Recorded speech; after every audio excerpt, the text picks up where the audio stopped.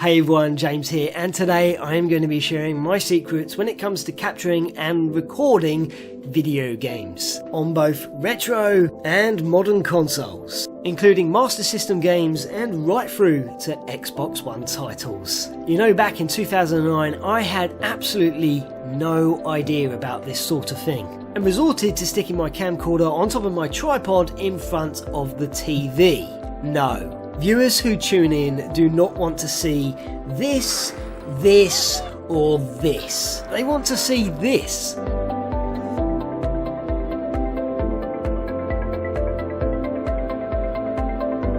Vibrant, clean, clear footage. So the question is, what do I use? Well, I've gone from using an EasyCap device to a Dazzle, which are both cheaper options but lack quality and clarity, but still, it's a start. I then moved up to the Hop Hog PVR2, which is the perfect addition for recording modern consoles. But now the only device I use is an Elgato Game Capture 1080p high definition recorder.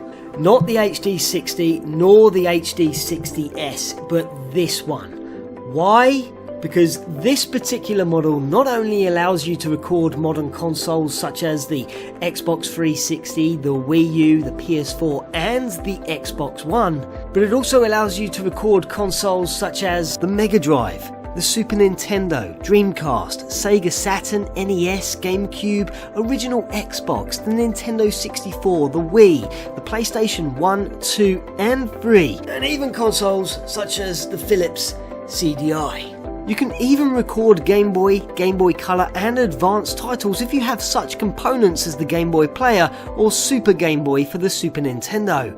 Or if you're after Master System footage, you could always plump for a Master System converter for the Mega Drive.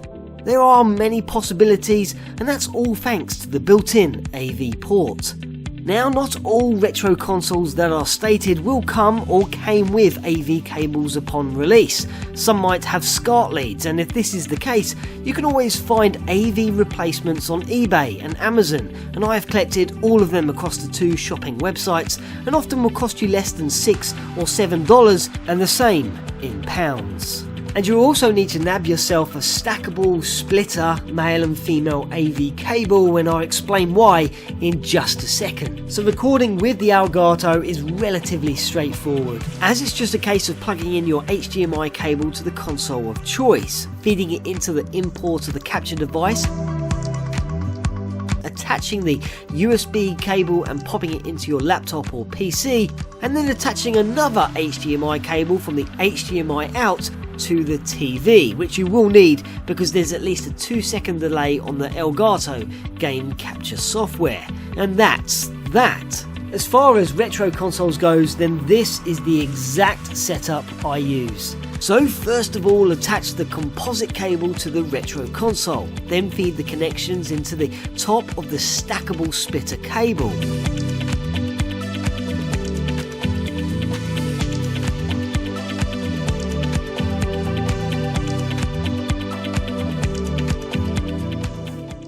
Pop the video connection into the red port on the Elgato, followed by the left and right audio connections into their corresponding ports.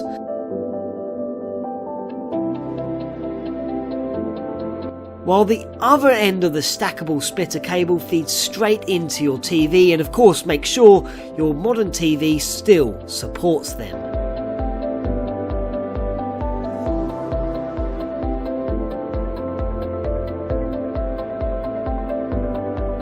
And that's pretty much the method I use for every single video I make. Now, I'm not saying any of this is the best method out there, because there are plenty of methods that gamers use on YouTube, and there's also lots of tutorials, but in my personal experience and for me, I'm really happy with this and I cannot complain. It's just what I'm showing you today is exactly the process I go through every time I record gameplay. Now, if you want to go a step further, then you could always throw an upscaler into the mix, and I have done so with a Digitech AV2 HDMI device, which ups the picture to 720p or 1080p. which is pretty cool since you can now feed the composite cables from your retro consoles straight into this box, and then feed an HDMI cable into the Elgato, helping you to produce some even better looking footage, especially when it comes to the Nintendo 64 titles, for example.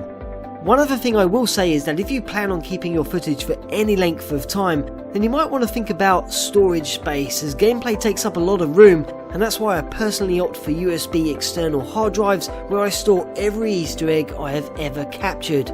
Oh, and one more thing, for those of you wondering what I capture PC games with, then I use Fraps, which you can purchase for a one-off payment. And that is it, and I really hope I have helped you out in some way and on your way to recording your own gameplay for perhaps a new YouTube channel that you are setting up. But if you have any questions, then please drop them in the comments section down below. I am happy to help, and I will get back to you as soon as I possibly can. And any of the accessories or other items that you have seen throughout this video, if you need a description, they're in the description box below. And until next time, I'll see you later. So I really hoped you enjoyed the video, and don't forget you can always follow the channel on Instagram, Facebook and Twitter, and if you haven't quite had enough of me for today, then here are several videos to watch which are all available on mobile devices.